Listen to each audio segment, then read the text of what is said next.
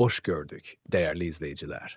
Ölkədə və dünyada baş verən ən son xəbərlərdən anındaca xəbərdar olmaq üçün Günlük Xəbərlər YouTube kanalımıza abunə olun və bildirişləri açmağı unutmayın. Azərbaycanda yanvarın 6-sına gözlənilən hava şəraiti haqqında proqnoz açıqlanıb. Bu barədə Milli Hidrometeorologiya Xidməti məlumat yayıb. Bildirilib ki, Bakıda və Abşeron yarımadasında hava şəraitinin dəyişkən buludlu olacağı, arabir tutulacağı, əsasən yağmursuz keçəcəyi gözlənilir. Gecə və səhər bəzi yerlərdə duman olacaq. Şimal-qərb küləyi gündüz cənub-şərq küləyi ilə əvəz olunacaq.